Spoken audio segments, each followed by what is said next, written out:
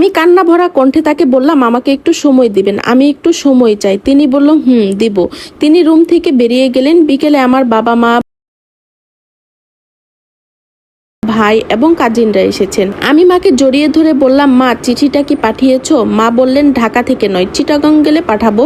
আমি পাঠাবো, তুই চিন্তা করিস না। আমার খালাতো বোন নুহিকে বললাম, তুই আমাকে জরুলের সব খবর লিখে আমাকে জানাবি, এটা ওয়াদা কর। সে ওয়াদা করলো এবং এটাও বললাম, আমি টাকা পাঠালে তুই ওদের ঘরের কাজের মেয়েটাকে দিবি, তার থেকে সব খবরাখবর নিবি। আমার মা বাবা আমাকে নায়র ফেরানি নেওয়ার জন্য কথা বললে আমার শাশুড়ি মানা করেন, বলে বউ কোথাও দেব না, এখানেই থাকুক, পরে বেড়াতে যাবে। বাবা বললেন, তাহলে আমরা তো ও বাড়িতে চলে যাব কয়েকদিনের মধ্যে।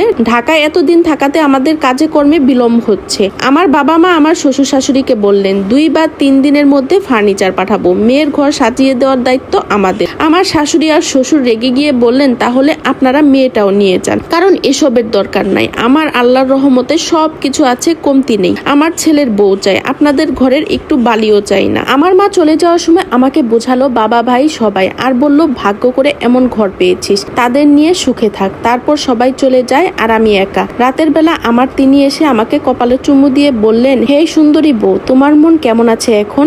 আমি বললাম, ভালো আছে। এটা বলে অন্যদিকে ফিরে শুয়ে আছি। তিনি রুমের বাতি নিভিয়ে আমাকে বললেন, গল্প করতে চাই তোমার সাথে। আমি বললাম, ঘুমাবো, আমার তো এখন ঘুম আসছে না। আমি চুপ হয়ে রইলাম, আর কিছু বলছি না। সে আমাকে জড়িয়ে ধরে তার বুকে নেয়। আমি তখনও কিছু বলছি না, চুপ হয়ে রইলাম। সে বলল, এখন ঘুমাও, বিয়ে করেছি কিসের জন্য? বউকে বুকে নিয়ে ঘুমানোর জন্য। সে ঘুমিয়ে গিয়েছে, কিন্তু সে রাতে আমার ঘুম হলো না। উঠে তাহাজ্জুদ পড়ে আল্লাহর কাছে কান্না করে বলতে লাগলাম, হে আমার রব, আমাকে তুমি জরুলের সুখ কাটিয়ে দাও। আমার সাথে যা হয়েছে আলহামদুলিল্লাহ। আল্লাহ রে, তুমি দয়া করো আমার উপর। আমি আর নিতে পারছি না জরুলের কষ্ট। ফজরের নামাজের পর একটু ঘুম আসলো। এক ঘুমে উঠলাম বিকাল 3টা বাজে। কেউ আমাকে একটু ডাকেও নি। ঘুম থেকে উঠে হাত মুখ ধুয়ে রুমের বাহিরে গেলে মা আমাকে বলে, শুধু ঘুমালে হবে, ভাত খেতে হবে না? তিনি আমাকে ভাত দেন। ভাত খেয়ে আমি তার রুমে গিয়ে বসি। তিনি নিজে থেকেই বলতে লাগলেন, তার ছেলে বাহিরে গেছে। আমি কিছু বললাম না, চুপ করে রইলাম। তার পেশা কি সেটাও জানি না। কথার ছলে মা আমাকে বলল, তার ছেলে পশু ডাক্তার, এবং কি আমার শ্বশুরও পশু ডাক্তার। আমার জামাইয়ের নাম মানিক। সময় তো সময়ের নিয়মেই যায়। আমার বিয়ের 1 মাস পর একটা চিঠি আসে, যেটা আমার খালাতো বোন নুহি পাঠায়। চিঠিতে নুহি লেখে, প্রিয় হাসি আপু, কেমন আছো? শ্বশুর বাড়ির লোকেরা কেমন আছে? দুলাভাই কেমন আছে? ভালোবাসে তোমায়? আল্লাহ কি তোমার সুখ দিয়েছেন? জরুল অনেক পাগলামি করে, তোমার রুমে একা ঘুমায়। তার মায়ের সাথেও তেমন কথা বলে না। ইচ্ছে হলে খায়, ইচ্ছে না হলে খাবার খায় না। নেশা করে অনেক, কারো সাথে তেমন একটা মিশে না, ঘুমিয়ে থাকে বেশি। পিয়াজুর সাথে ঝগড়া হয়েছে। পিয়াজু বলছে জরুলের থেকে দাবি নিবে হাসরের দিন, কারণ তার শালিকে বউর মর্যাদা দিচ্ছে না, এক ঘরে ঘুমাচ্ছে না। আর জরুল পিয়াজুকে বলছে, তোদের থেকে দাবি নিব হাসরের দিন। জরুল অনেক শুকিয়ে গেছে, কান্না করে অনেক। ঘরে আগের মতো তেমন একটা বাজার করা হয় না। ঘরে এখন আর তেমন একটা ফল ফলাদি এটা সেটা থাকে না। আগে তো তুমি আনতে, এজন্য। এখন আর কেউ আনেও না এসব। জরুলের মা আছে, তার বউকে নিয়ে ভালো। বউটা জরুলের মায়ের সাথে ঘুমায়, রান্না বান্না করে আর খাবার খায়।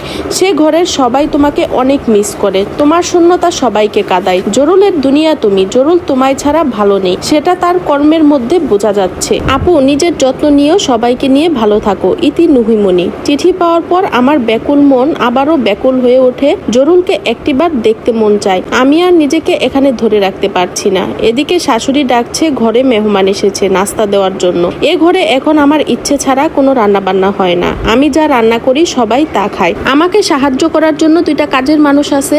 সকালবেলা আমি যতক্ষণ পর্যন্ত রুম থেকে বের না হই ততক্ষণ পর্যন্ত কোনো রান্নার আয়োজন করে না। আমার শাশুড়ি শ্বশুরকে যেমন রান্না করে দেই, তারা তেমন করেই খায়, অভিযোগ করে না। বিয়ের 1 মাস পার হলেও মানিকের সাথে আমার কোনো শারীরিক সম্পর্ক হয়নি। আজকে আমার কোনো কাজেই মন বসছে না। শুধুমাত্র জরুলের কথা মনে আসছে, ইচ্ছে হচ্ছে শুধু তার কাছে যাই। আর মনে মনে ভাবছি, জরুল কি জানে আমার বিয়ে হয়েছে? রাতে ডিউটি শেষ করে মানিক বাসায় আসে। আজকে তাকে অন্যরকম লাগছে। মানিক বাসায় এসে গোসল করতে চলে যায় এবং রাতে সবাই মিলে একসাথে খাবার খেতে বসি। তখন আমার শ্বশুর বলে, মারে বয়স হয়েছে, এবার একটা বাচ্চা নেওয়ার জন্য চেষ্টা করো। আল্লাহ যদি দান করে আলহামদুলিল্লাহ, আর যদি দান না করে তাহলে আল্লাহর কাছে চাও। আল্লাহর ওর কাছে কোনো কিছুর অভাব নাই। রাতে খাবার খেয়ে সবকিছু গুছিয়ে রুমে আসি। রুমে এসে আমি ঘুমিয়ে যাই। আজকাল ঘুমটা একটু বেশি আসে, আগে তো ঘুম আসতো না। জরুল ঘরে থাকলে তার সাথে কথা বলতাম, না হলে তার অপেক্ষায় থাকতাম কখন ঘরে আসবে। মাঝরাতে ঘুমের মাঝে মনে হচ্ছিল কেউ আমাকে স্পর্শ করছে। ঘুমের ঘরে বললাম জরুল ঘুমাতে দাও, কিন্তু হঠাৎ মনে হলো জরুল তো নেই, মানিক হয়তো কথাটা শুনেছে এবং সে আমাকে বলে হাসি আজ আমার তোমাকে খুব কাছে পেতে ইচ্ছে হচ্ছে, দয়া করে আমাকে আর দূরে রেখো না, আমি তোমাকে খুব কাছে পেতে চাইছি আজ। আমি তাকে বাধা দিলাম না, চুপ করে রইলাম, কিন্তু বিন্দুমাত্র অনুভূতি নাই। শুধু মনে হচ্ছে জরুল ছিল জীবনের প্রথম পুরুষ, আজ কেন আমি এই পরিস্থিতিতে। আমি ভাবতেই পারিনি আমার শরীরের অধিকার জরুল ছাড়া অন্য কারো হবে।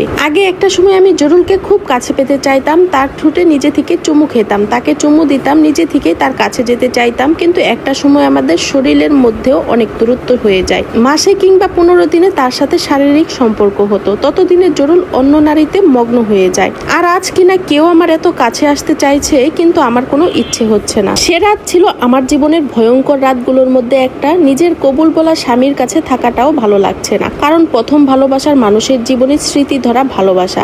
সকালবেলা উঠে গোসল করতে গেলাম, সেদিন মানিকের সামনে আসতেও ইচ্ছে হচ্ছিল না। ঘৃণা না, কিন্তু ভালোবাসা ছিল না। আমি তেমন একটা কথা বলতাম না, চুপচাপ থাকতাম। সবাই বলতো আমি শান্ত মেয়ে, কিন্তু না, আমি এমন ছিলাম না। আমার হাসির আওয়াজ আর গলার আওয়াজ অনেক বড় ছিল। আমার মা এগুলোর জন্য অনেক বকা দিত, কিন্তু তারপরেও আমি হাসি থামাতে পারতাম না। আর এখন কখন হেসেছি মনেও নেই।